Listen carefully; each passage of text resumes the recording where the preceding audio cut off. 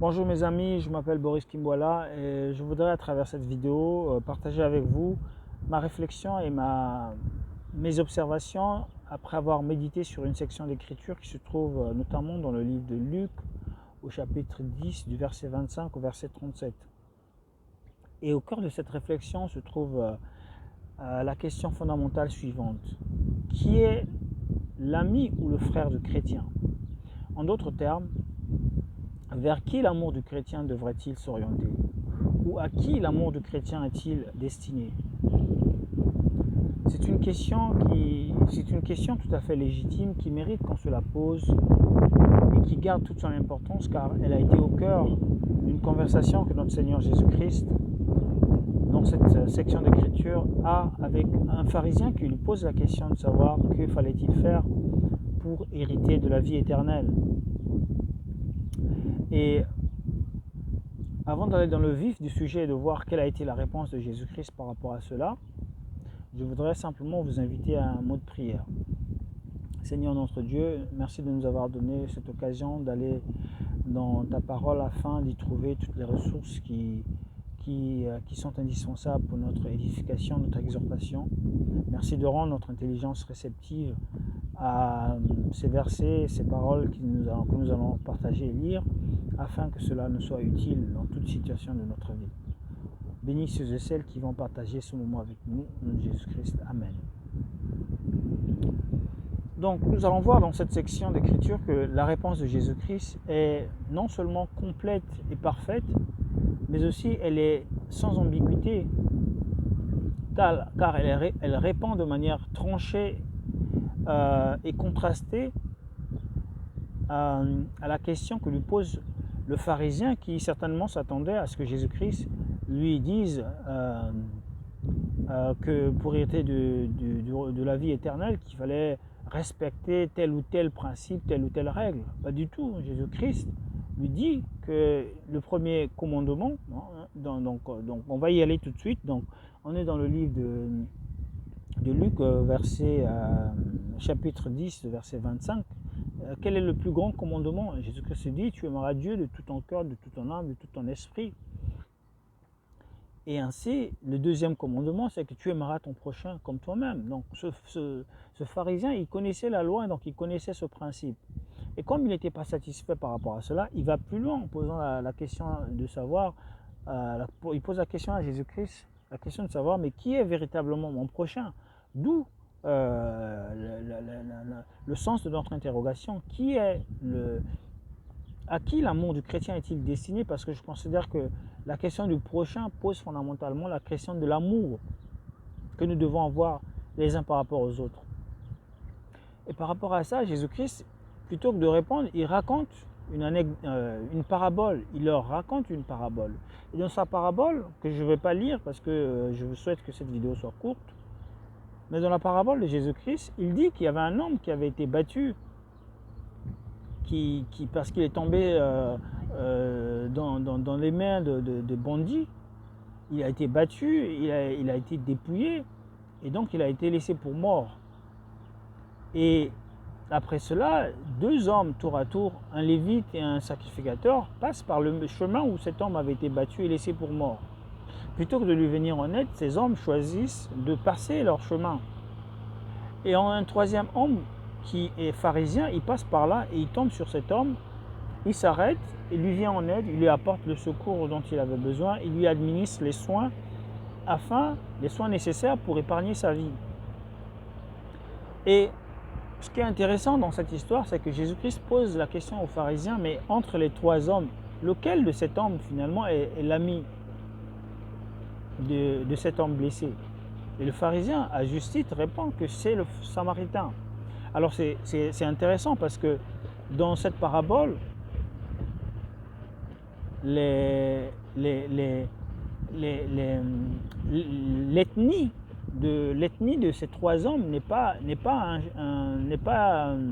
dépourvue d'intérêt. C'est-à-dire que nous avons ici des juifs, donc deux hommes, le lévite et le sacrificateur qui sont juifs, et de l'autre, le samaritain qui n'est pas juif. Et donc, pour la petite histoire, les Juifs et les Samaritains avaient des rapports conflictuels. Ils ne s'aimaient pas, ils ne se côtoyaient pas. Enfin, du moins, c'était pas des rapports conflictuels réciproques. C'est-à-dire que les Juifs détestaient les Samaritains parce qu'ils considéraient que les Samaritains étaient les héritiers de la promesse et que tout ce que les Samaritains faisaient était impur. Donc, il était hors de question que les Juifs puissent considérer d'avoir une quelconque forme de rapport, quel qu'il soit, avec les Samaritains. C'est pour ça que Jésus-Christ donne cette parabole pour montrer que les Juifs avaient une mauvaise conception de ce qu'était l'amour, la fraternité. Et on peut faire un parallélisme avec la réalité que nous vivons aujourd'hui dans les milieux chrétiens.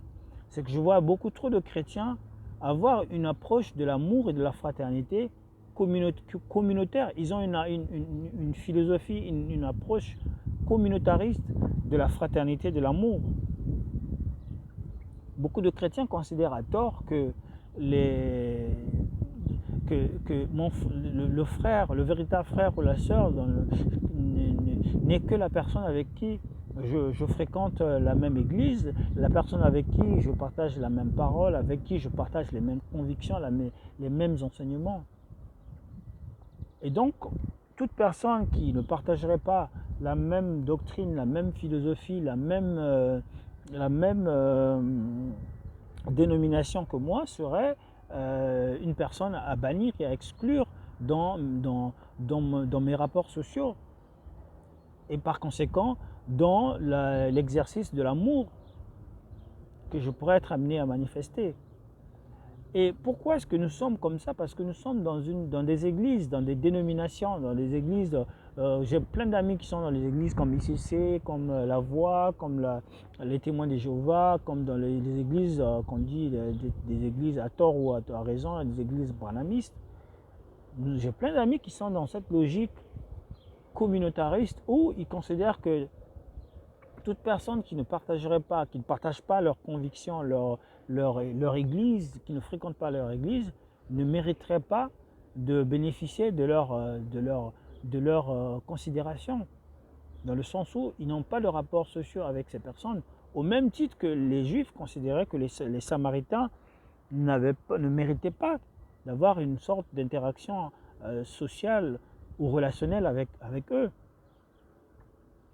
Et donc, c'est une idée erronée que de penser que mon frère ou ma sœur n'est que la personne qui fréquente mon église, qui partage mes convictions, qui partage mes enseignements.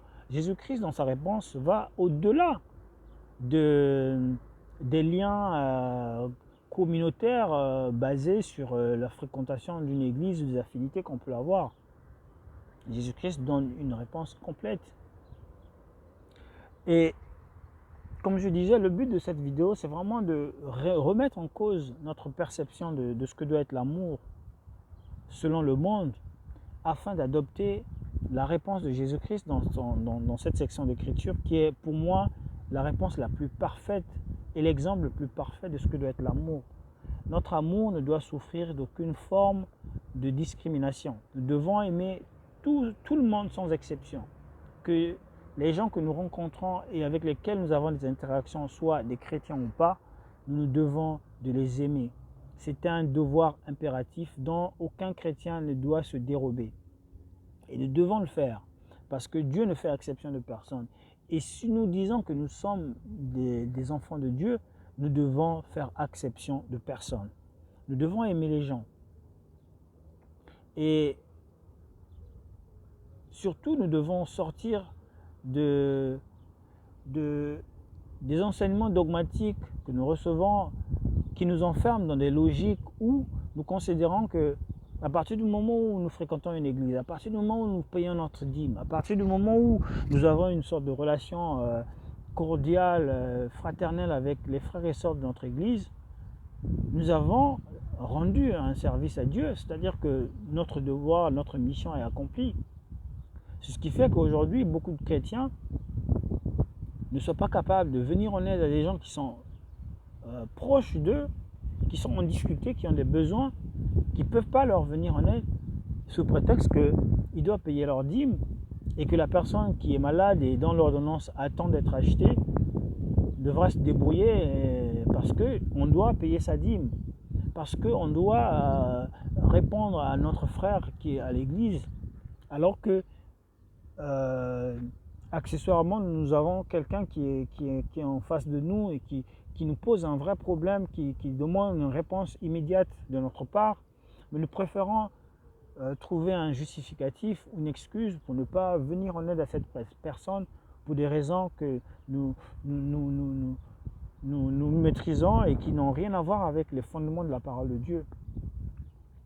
Et c'est dommage parce que notre façon de vivre l'amour n'est pas conforme à la volonté de Dieu, qui veut que nous puissions venir en aide à des gens qui sont en difficulté. Et parfois même, nous avons une mauvaise conception de ce que c'est que l'amour, parce que pour nous, l'amour, c'est peut-être, ça peut prendre des formes limitées comme simplement aller à l'église ou sourire avec un frère ou rigoler, mais l'amour, c'est aussi bien cela que apporter de l'assistance à une personne qui est en danger, qui est malade, qui est en souffrance. L'amour, c'est donner de la nourriture ou de l'eau à la personne qui a faim et soif. L'amour, c'est partager la parole avec quelqu'un. L'amour, c'est apporter le sourire, la joie. L'amour, c'est accompagner des personnes qui sont en difficulté, qui ne peuvent pas marcher. C'est ça l'amour.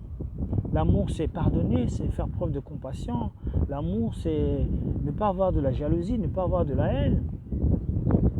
Donc l'amour revêt plusieurs formes. Et donc se limiter qu'à sourire à un frère de l'église ou à une sœur de l'église, se limiter qu'à aller à l'église, payer la dîme, se limiter qu'à manger avec ses frères et sœurs, c'est vraiment méconnaître ce qu'est l'étendue de l'amour selon Dieu.